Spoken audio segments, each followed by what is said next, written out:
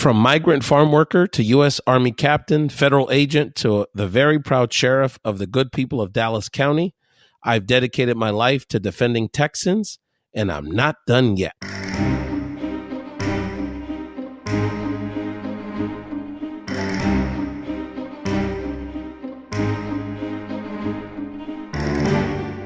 Welcome back to Ray's Talk Show. Ray's Talk Show shares the perspective of those not heard on basic cable. Part of the editorial board of the New York Times or the LA Times get the perspective of politics and the issues we care about here, including the tens of millions of children who deserve leadership that will have the courage to do all they can to keep them safe. Thank you so much for joining us. This is your host, Ray Collazo. You can catch Ray's Talk Show anywhere you download a podcast, iTunes, Stitcher, SoundCloud, Spotify. Just search Latino Talk or Latino Politics, and you'll find us anywhere you download a podcast, or just check us out at rayspodcast.com and Ray's Podcast on social media. Thank you so much for joining us. Those were the word current Dallas County Sheriff and Democratic Texas gubernatorial candidate Lupe Valdez. We're going to hear more later in the show about the Texas Revolution quietly taking place, which could fundamentally change the politics of this country. And on this episode, later in the show, we'll also hear from a great friend of the show, immigration policy expert Carlos Guevara of UnidosUS, about the latest developments impacting dreamers and immigrants. What's the current state of play now that we've had some very positive court decisions, and what's happening in Washington as well. But before we get to Carlos and more about Texas, a few words of what's happening on the fight to protect ourselves from the domestic terrorist group known as the NRA. As of taping this week's episode, Senator Mitch McConnell has announced that any potential gun legislation will be shelved for weeks. This is after a national movement that has been inspired by these brave students and survivors of a horrific terrorist attack at Marjorie Stoneman High School in Parkland, Florida, has turned public opinion and even much of corporate America towards a call to address gun reform and do something now for our children, anything for our children now. And even Trump at times has sounded reasonable. During his latest Apprentice Congress edition at the White House yesterday, Ray said he was open to raising the age to get a gun license, strong background checks, and other sort of, positive steps. But it's interesting how Trump sounds moderate during these public shows and then changes his tune once he's in the back room with his advisors and lobbyists. It's very interesting because during the Dreamer debate, he has these public shows with members of Congress and then talks to Bannon and talks to his right-wing advisors and basically the white supremacist wing of the Republican Party. Those discussions are behind closed doors. With the gun debate, he has these discussions in public where he seemingly seems like he's going against the NRA to some degree, and certainly the leadership of his party on the congressional level. But he then has these lunches and these conversations behind closed doors with the NRA. So I always think of, let's not believe or take too seriously the showy stuff he's doing. Let's speak actions, and let's speak to the fact that, what are the conversations he's having that we don't hear about? That's really where the story's at. But two things to watch as this debate evolves in Congress and in the public sphere. The first one is, again, don't do as they do, not what they say. If Republicans do nothing and they blame Democrats for doing nothing, that's a poor excuse. It's like the DREAM Act debate. Democrats are willing to compromise. We have very little. The reality is Democrats have very little leverage with the current makeup of Congress and the White House. Look, during the immigration debate, they basically, Gutierrez said, I'll build the wall myself. I'll put the first bricks up. So it's not that Democrats are not willing to compromise. We have a little choice for them to compromise. It is simply, double speak over the real issue, which is they don't have the courage to lead. And on some level, they don't believe in what the mainstream of this country believes is sound policy on a wide variety of issues. They don't believe this is the same party that fundamentally doesn't believe you have a right to health care in this country. They don't believe that we have a right in our neighborhoods to feel safe. They think it's generally okay to have, a proliferation of guns of all calibers in this country. They believe in a foreign policy that blows half of our nation's budget. For what end? What is happening in the Middle East that impacts us any more than this gun debate, frankly. And what should be getting focused on, North Korea and Russia, we look pretty impotent as it relates to our foreign policy. And certainly looking this impotent shouldn't cost us $500 billion a year, which is our military budget, by the way. So when we see the talk, the rhetoric, the angst, focus on what they're doing and what they're not doing. More importantly, the other piece is we have to help our young people. We have to support them so that we can help operationalize turning this movement from marching into voter mobilization. Because November of 2018 is our opportunity to change fundamentally the debate, change the dynamics in Congress. Because we know that Speaker Ryan, Leader McConnell, these are some of the most weak, unethical people in our country. Unfortunately, they're in very powerful positions, and certainly not going to stand up to President Trump. Certainly not going to stand up to racist elements of our country, and find a reasonable solution to the immigration discussions. And certainly not going to stand up to the NRA and other sort of domestic terrorist groups that are funding and putting pressure on them to basically militarize our country internally. And so we have to take this action and generate it into voter mobilization, identify like-minded young people, parents that are literally scared for their lives, and beat these Republicans in November and this terrorist organization. The only way we can do it is at the polls. It would be a good start if we knocked off the members, the shameless members of the Florida legislature that voted this week not to limit access to high caliber weapons or strengthen background checks to get access to a gun. But no, they voted to, first of all, move forward on the concept that pornography is dangerous, and even more shamefully, to moving forward the legislative process to equip teachers with weapons. Not books, not high caliber technology to help our children be prepared for this modern economy, not investments in STEM education or coping skills or helping our young people. Every young person should be learning how to code in this country. No, none of those things. Let's give teachers guns. Let's vote those suckers out. Those people in Florida, they're a disgrace, including starting from Senator Rubio and Governor Scott, potentially Senate candidate Scott, on down.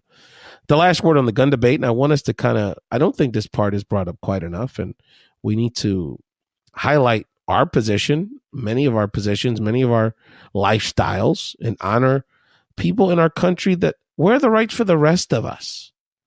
How about people that want freedom to live in a society without violence, without the stress of carrying a gun or having a weapon in their home? Not all of us want to freaking live armed.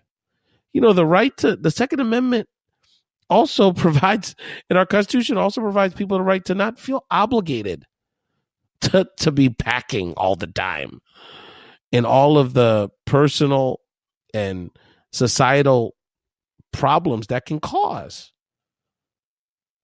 You don't think more guns in school are going to lead to more shootings, whether it's accidental or poorly trained people or, misguided youth, messing around? It's time for people who are about peace and don't have this, quite honestly, this sick fascination with gun culture to have our rights honored in the same way that people that want to lawfully have a gun are honored and dictate policy and literally have the rest of us under the barrel of a gun with this debate. And the other thing I want to mention on that is that, let's be honest with ourselves. When we're talking about the Second Amendment, would we be talking this way if a significant amount of people of color went on TV day after day, like the talking heads, like politicians that don't want to, step on the toes of gun owners? And if blacks and Latinos went on TV day after day, harping on our love for shooting guns, collecting guns, taking our children to gun ranges, shooting small animals for sport, shooting birds for sport, we wouldn't be talking about the Second Amendment right now. I believe we'd be talking about As a society, what's wrong with these people? Let there be no doubt the NRA is using the culture of fear and underlying racial animosity and racial fear to stoke terrorism in this country.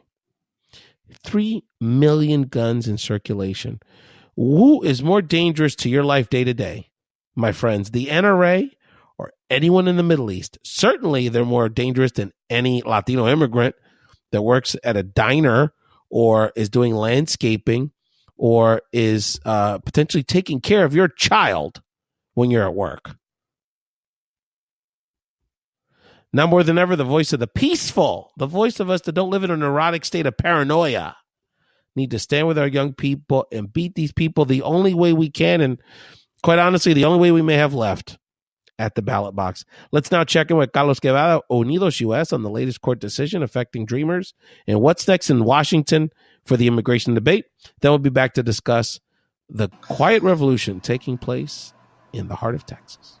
We're happy to have on the line, for my money, one of the nation's foremost policy experts and activists as it relates to the ongoing challenge we have to fix our broken immigration system and truly honor the patriotism of our immigrant community.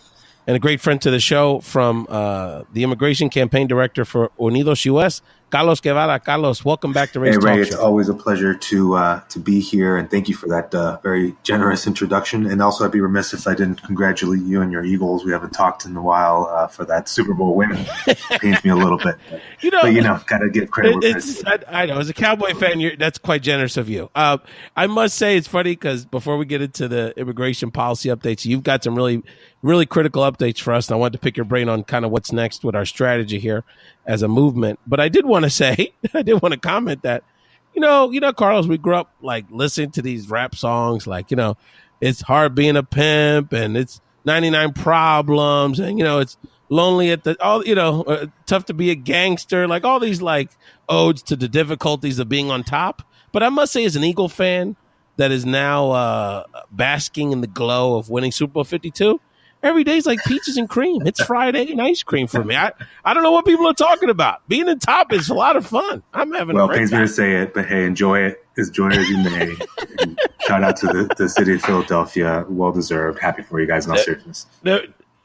No, I appreciate it. And let me tell you, and I must say, even though I had to tease him a little bit during the playoff run, my Cowboy fan friends, the Angel, well, even though my buddy in San Antonio, Angel, is still a little sore, but for the most part, you guys have been very generous with us. I must say, though, that let me tell you how crazy we are here. That first of all, after the Eagles won the Super Bowl, between our hockey and basketball team, they won 13 games in a row. Wow. we have Villanova is a strong tournament contender as always. It's to the point where we're actually like, what's this whole Kawhi Leonard thing happen with the Spurs? Sixer fans are like, well, why don't we just trade for Kawhi Leonard and get LeBron a free agency? You know what I mean? Like, we're just our minds are just we're on cloud nine here. What can I say? But Carlos, we brought you on the show because since you've last been on, and since we've last had the show, there's been not only a lot, legislative, not action, but there's some developments in Washington we want to catch up people to. But more importantly, immediately, there are some court decisions that impact literally the future in the short term of Dreamers. So why don't you begin, Carlos, with laying out sort of what's happened in the courts over the last few weeks and what that means for the current state of DACA recipients. And I know there's a few different scenarios, but kind of what does this mean broadly for the DACA situation? Ray, well, happy that we're talking about this very important issue.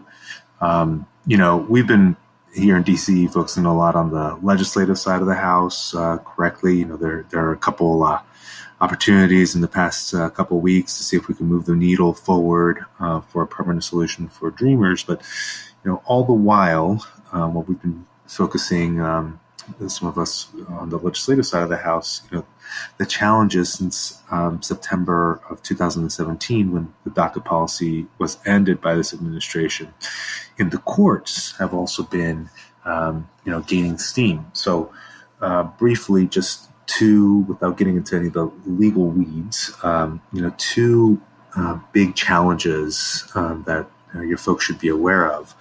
one out of California, and the Ninth Circuit was a band of schools, of universities. It was actually the regents of the University of California were the named plaintiffs in that case, essentially sued the administration for the rescission decision to end DACA back in September.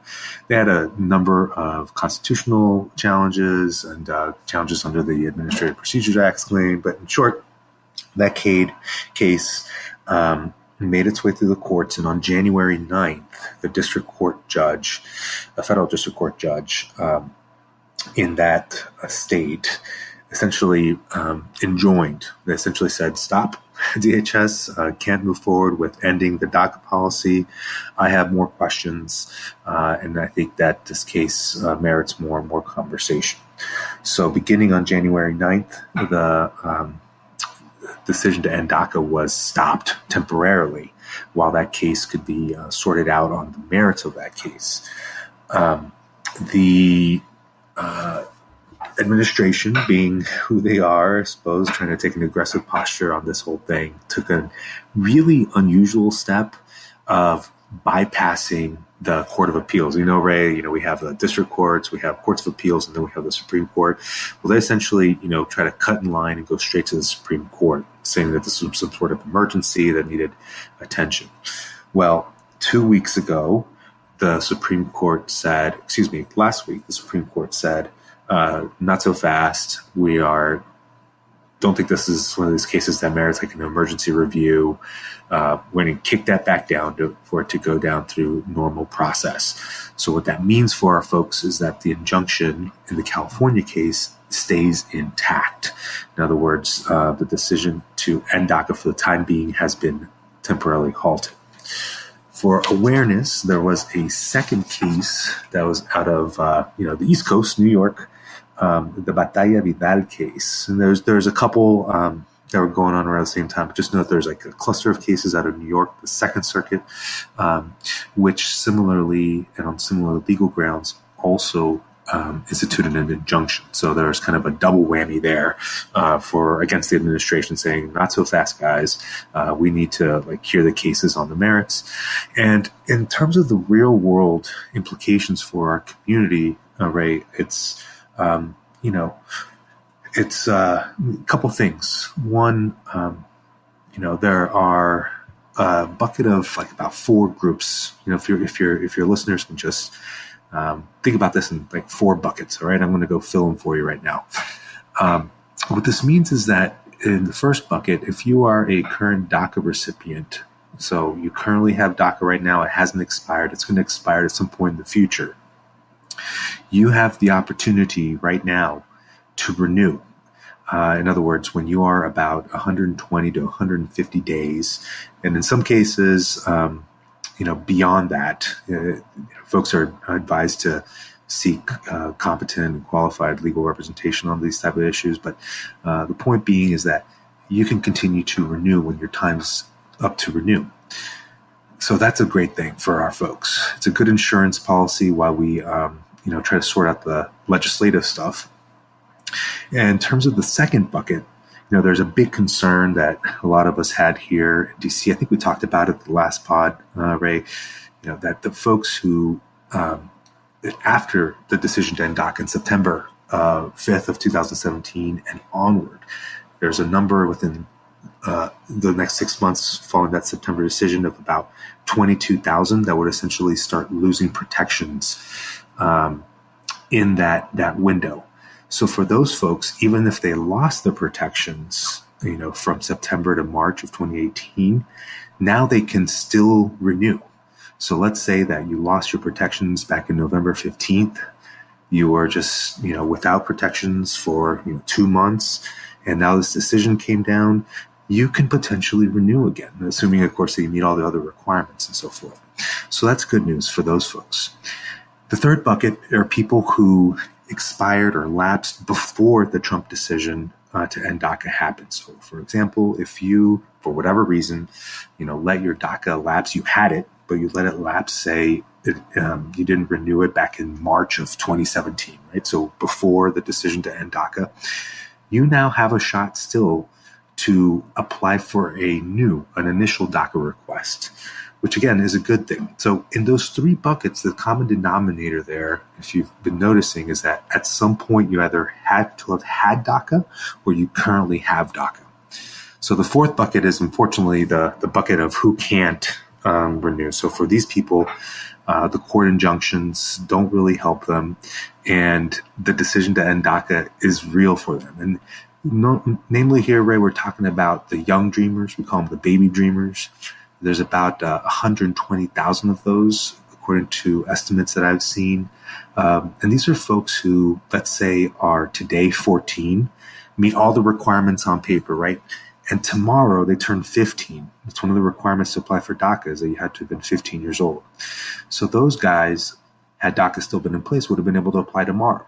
Well, now with the end of DACA back in September, unfortunately, those young dreamers, those 14-year-olds and younger, who would have been what's known as aging into DACA, unfortunately, still don't have a shot for those guys. So all that to say, and I'll stop here for a minute to take your reactions, Ray, and all this to say that the need to continue to push for the legislative solution. We're happy that we have this kind of insurance card, if you will, in our back pockets with the courts, but the need is still very much there for the folks, not only just need the certainty, who, for my opinion, it's like living in a cruel, temporary limbo where things can change any moment. And these kids, the baby dreamers, if you will, who really have no shot. We really need to get this done still at the legislative level as well. But we're encouraged. It's welcome that we have this insurance policy, if you will, I'm going to look at it that way, that the courts have given us in recent weeks. So to sum up, because of these recent court decisions, fortunately, that March deadline that was looming, that was kind of the impetus or the deadline for us to press for a legislative solution, sort of has on some level gone away, because these court decisions have kept DACA back in play, and for these various scenarios that Carlos laid out. Unless if you've been either in a DACA recipient in the past or currently a DACA recipient, you have the opportunity to renew, which is great news. Of course, we care not only for our baby dreamers, but also those that were just aged out. I think about that gentleman from Michigan that was a landscaper and had a very very well established family of U.S. citizen wife and children. Who's in Mexico City, trying to stay connected. So there's those folks as well that we care about, who are not able to apply for DACA at this point. But the good news is that they're at least temporarily not in threat of deportation as long as they follow up on their DACA application and the renewal processes. And we encourage, as Carlos always does, we encourage people to reach out to either UnidosUS's resources, our network of legal providers around the country, or just a reliable legal resource to evaluate your individual situation. So, we encourage people not to go to a notario or, someone that says they may have an answer, but either a qualified immigration support organization or a lawyer that's credible in your community. So that's good news, Carlos. But it's interesting because now where we're left is we're sort of, now that these young people are sort of out of at least temporarily legal limbo, we now get thrust into increased legislative limbo. So I know folks listening to this are wondering a couple things. One is that, I guess let me just ask it this way, Carlos. Does this decision, while it's good for us from a temporary perspective to get that burden off our DACA recipients' minds temporarily, but does this sort of halt any potential legislative action? I mean, Trump, as he often does with these issues, brings in people to his office, sort of talks a good game, and then goes behind closed doors and listens to whatever his handlers and right-wing lobbyists tell him to do. So where does this sort of leave the debate in Washington at this point? So, this is the, in some ways, the $64,000 question, Ray. Look, I think, before going into some of that stuff, I do want to underscore, we do think about this as kind of a good insurance policy for our folks. Certainly, if you are eligible to renew tomorrow and the next day you get your renewal, you have all of a sudden 2 more years, right? So that's a good thing. But at the same time, something to underscore. You mentioned the March 5th deadline. And so in some ways, in terms of like the real world impact, perhaps it's not as urgent. But, March 5th is still a very important reminder for us. This is, the date that the president arbitrarily set, the date that a lot of the organizing has been around. It's become really an important political, and I don't mean this in a light way to organize efforts and really remind the American public that we have a very big broken promise here, a job that's left undone. The president kicked it over to Congress. We started the finger pointing game, all these typical Washington things. But at the end of the day, we still don't have the permanent solution. And look, these things can, court decision, will eventually get decided at some point, whether it's a year from now or whatever the case may be. Administration might decide to do things for regulation to try to comply. So all this to say, the temporary piece of this is precarious. It's still there. So we really need to, remind folks, and I think this is where March 5th is really important and still very important, that the job still needs to get done for the permanent piece. So with that in mind, look, I think that a lot of us, self-included, are still having those conversations in Congress about, what's possible. There is another important decision point for funding the government at the end of March, actually March 23rd, that, is going to revive conversations. I'm not suggesting that there's going to be, a shutdown or anything like that necessarily, but, I think it will be another reminder of folks that we still have a job to get done. And I think that might provide the perhaps last best shot at having that conversation again. To be very frank, I think that we're going to continue to have those. It feels like because of occurrences in earlier year with the things like decisions on elevating budget caps and not to get too weedy and stuff like that, that maybe the Democrats gave up some of their leverage early on. So I wonder what their current views are in terms of what the leverage is now for immigration. So there have been conversations about do we do a temporary patchwork thing where we do 3 years of protections, temporary protections for an equivalent amount of years on the border side of the House. I think it was Jeff Flake that may have had something like that. Senator Flake from Arizona had something like that offered up. Look, I don't think that those are particularly serious at this moment, but we'll be watching those. And Carlos, what do you say to people, particularly progressives, that say, let's hold off on trying to cut a deal with these people where, the DACA students are temporarily protected. It seems like from a legal perspective, they're probably good for the remainder of 2016, more or less. Mm-hmm. And that, or 2018, and we have an opportunity in November to change the political calculus here. And so, what do you say to people that say maybe it's best to sort of just focus our energies on electoral mobilization than legislative action? It feels that we're kind of perhaps pivoting in that direction just as things are unfolding now and the opportunities are kind of closing legislatively. So that might be where we end up anyway.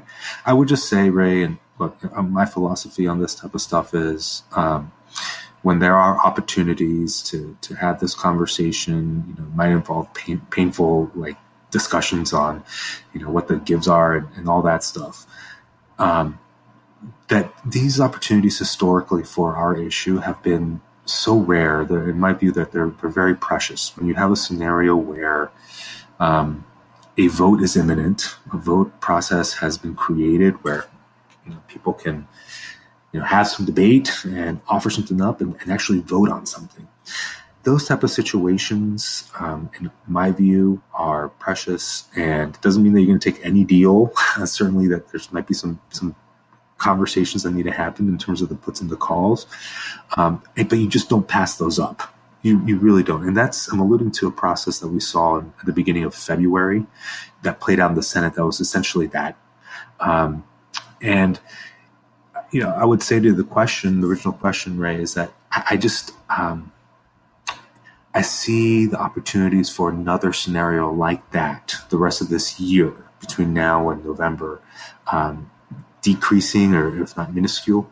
So maybe again, to my original answer, I think that's where we end up anyway. This becomes an electoral question, and we should start having those conversations with our communities and what accountability looks like.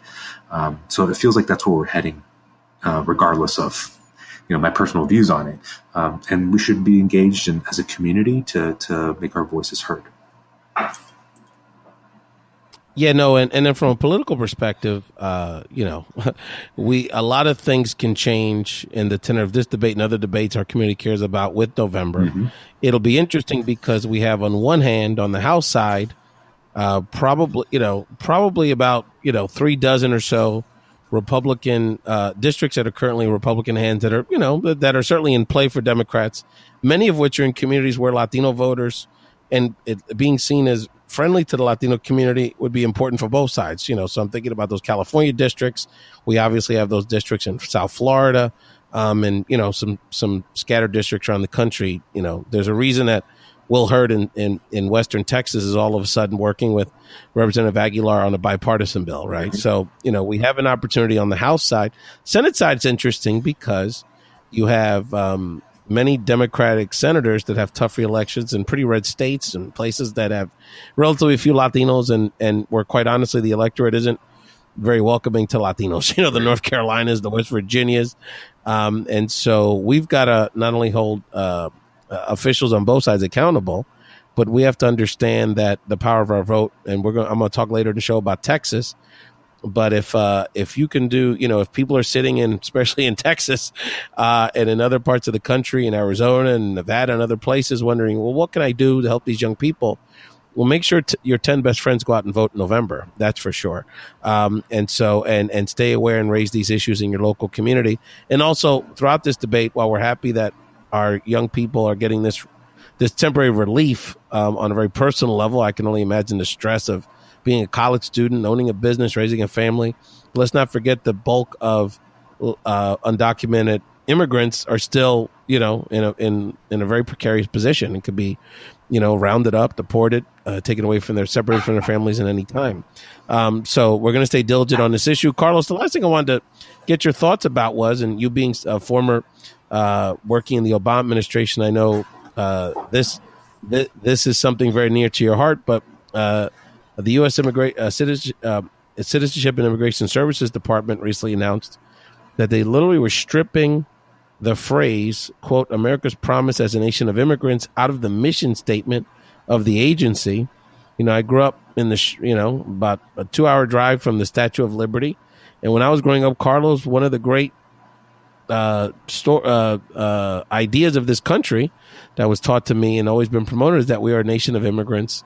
And, as long as you are willing to work hard and live by the values of this country, you don't have to, necessarily be a millionaire or have a PhD or speak 4 languages. There was a place for us in our society. And so that's literally been taken out of the mission statement of this department. And I wanted to get your thoughts on what do you think this means for our country and the immigration debate? I was very saddened and frankly just angered that this was even a thing. I think it just shows how something so fundamentally American, such an institution, value that we adhere to.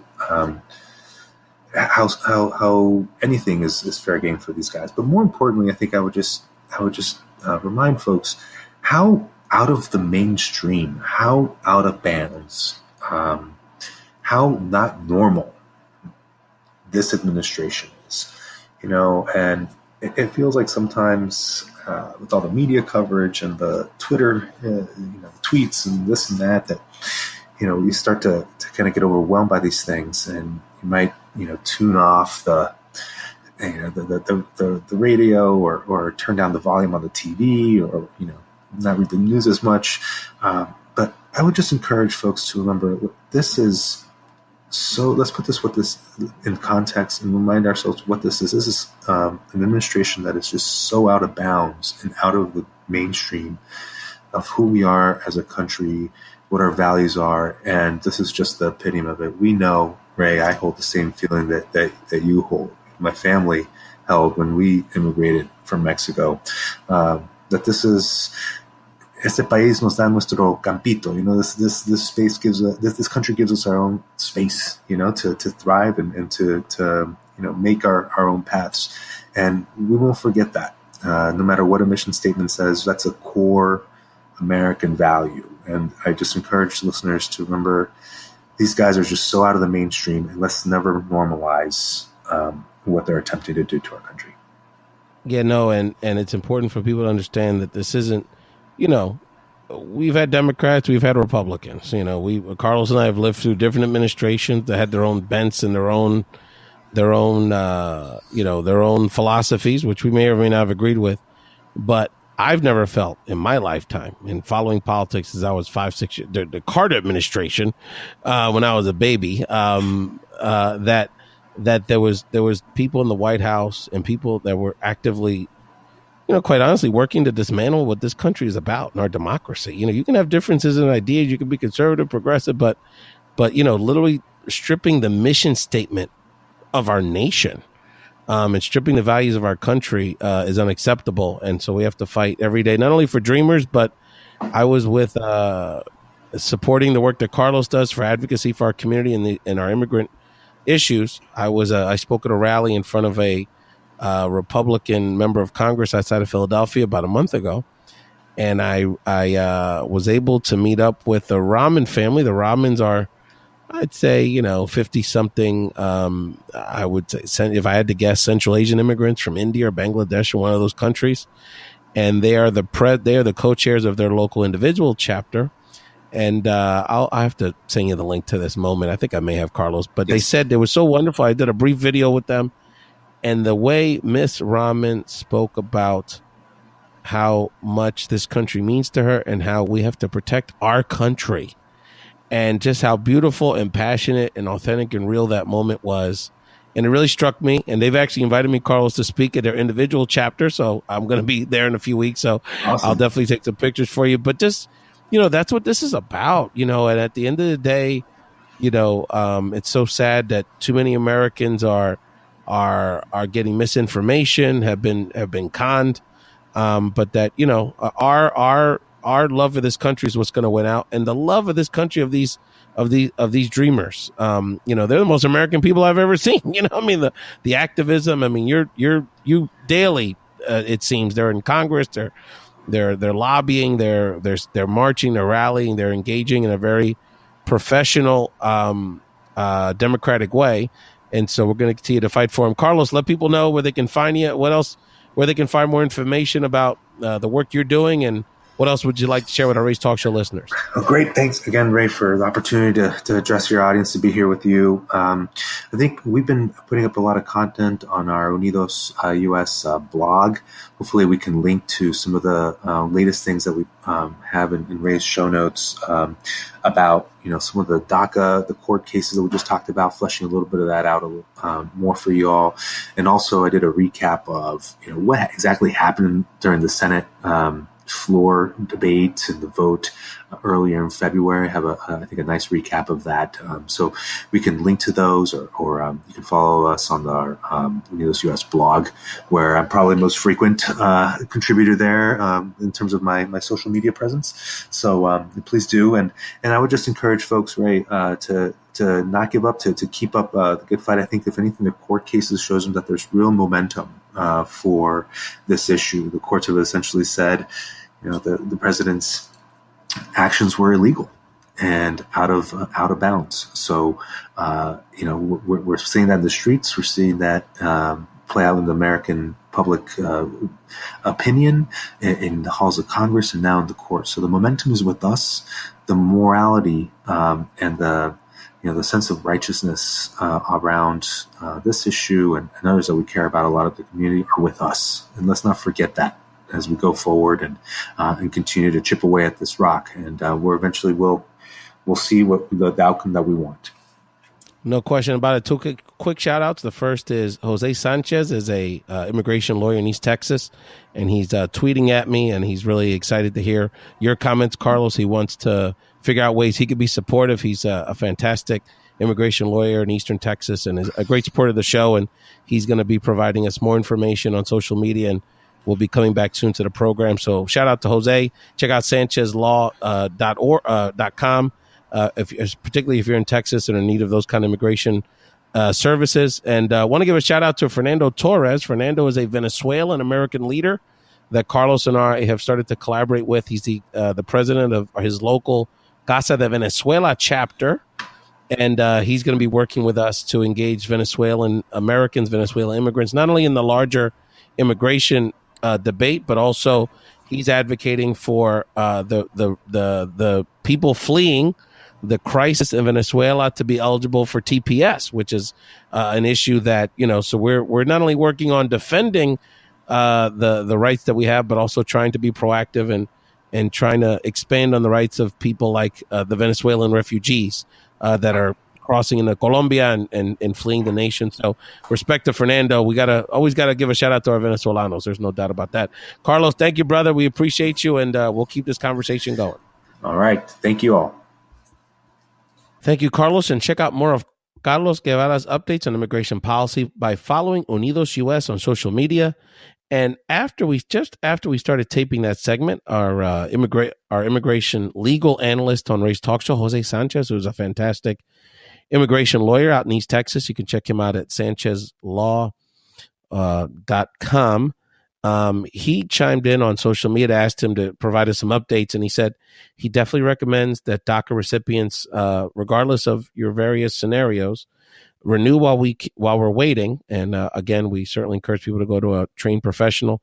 He expects it eventually DACA to go to the Supreme Court after the appeals court process. So we're going to have some time there, fortunately. And so let's take advantage of that opportunity. And again, we encourage people to reach out to lawyers and legal professionals like Jose Sanchez to make sure that you're able to navigate through this very complicated and stressful process with less stress. And again, you're listening to Ray's Talk Show. Check out Ray's Talk Show anywhere you can download a podcast. I recommend you type in either Latino Talk or Latino Politics in, whether it's the iTunes podcast app or iTunes Store, Spotify, Stitcher. We know a lot of people listen to us on Spotify. It's a great outlet to listen to us. iHeartRadio, TuneIn, SoundCloud, anywhere. You can check us out at YouTube. I put the audio up on YouTube, so you can check us out at Ray's Podcast as well there. So I wanted to share what's happening down in Texas, because this is really, it's not getting a lot of national attention, but I believe there's a quiet revolution happening and could be the untold story, or the story of the 2018 election cycle, and it's unfolding now. We're in the process. We're actually in the early vote period of the Texas primary season. So there's elections happening for party nominees for offices as important as Senate, governors, and down the road. One of our favorites here, and I say that facetiously, Senator Ted Cruz is on the ballot in November down in Texas. And so while over many years, even in this sort of bullish atmosphere for progressives, Democrats, many pundits are writing off Texas as, sort of deep red traditionally. A Democrat hasn't won a Senate race since the late 80s there. But with the election looming on Tuesday, the Democrats are showing a lot of energy that's alarming Ted Cruz, alarming Governor Abbott, alarming all kinds of people down there. To give you a perspective, during the early vote period in Texas over the last few weeks, Democratic turnout has increased 90% since 2014. That's doubling the amount of Democrats that have voted during the early vote period. And so there is a lot of opportunity, a lot of energy. You're going to very likely certainly almost see Congressman Beto O'Rourke, who I went to college with, by the way, congressman from West Texas, the El Paso area, win the Democratic nomination on Tuesday for Senate. In Dallas, County Sheriff Lupe Valdez, who I quoted earlier in the podcast, will likely win the Democratic nomination for governor, even though her election is not as sure as Beto's. But regardless, there was a lot of opportunity here. From a political perspective, the demographics have seemed right for Democrats for some time in Texas. At first glance, it's a majority-minority state. All the growth over the last several years, virtually all of the growth over the last several years in Texas has been from the Latino community and residents of color. But Latinos have really faced an uphill climb in mobilizing themselves. There's been a lot of factors, voter suppression. There's some really onerous voter ID laws in Texas, gerrymandered districts that fostered uncompetitive races that don't really encourage a lot of partisan mobilization. But most importantly, there's been a chronic lack of investment in engaging Latino voters there. Democratic Party, progressives, nonpartisan groups have not had the resources or have not made the resources, the investments, which would be fairly significant, to register people, Latinos that are eligible to vote. We've got 1 million plus Latinos that are today eligible to vote that simply are not registered in Texas. If those folks are registered and we were able to mobilize even just a competitive percentage of them, on top of lower Latinos that are registered but have voted infrequently, that would totally turn and certainly make these statewide elections very winnable for Democrats. This hasn't happened for a lot of reasons. At the end of the day, it would not only be a significant financial investment for progressives and Democrats, it frankly would be an investment to empower the Latino community in an unprecedented fashion. So imagine a scenario where, the Latino electorate was basically helping Democrats dominate electoral politics in this country by fashioning Texas in the way that as a blue wall, the way California is. That's 100 votes in the Electoral College right there. So what would that mean? That would mean Latino Democratic senators. That would mean Latinos winning statewide offices, most likely, and sort of changing the political dynamics, not only ideologically of this country, but quite honestly, empowering people of color in Congress in an unprecedented fashion. So one would argue there's been conflicting incentives for progressives and Democrats to potentially empower progressive gains there, and what leaders would be empowered. That being said, it's also the responsibility of Latinos to invest in these efforts. So it's incumbent on us to get engaged, and we're going to have in the coming weeks people who are fighting a good fight on both a partisan and nonpartisan level to mobilize the Latino community in Texas. It can't come fast enough. It is such an important state for our community, and it's so important. The people of Texas are so important to the future of this country, and all of the issues that we care about. We are really excited to keep a close eye on Texas and these other communities. I was in Washington, D.C. this week, meeting with people like former Attorney General Eric Holder, a vast array of progressive activists, Latino activists. Shout outs to my homies, Marco Rauda, Charlie Ramos, who are great leaders in labor, who I was able to spend some time with, Richard Pelletier out of Colorado, a lot of good people. And we're going to be having a lot of those people from the Andrea Mercado, a great Florida leader who I also got to spend some time with.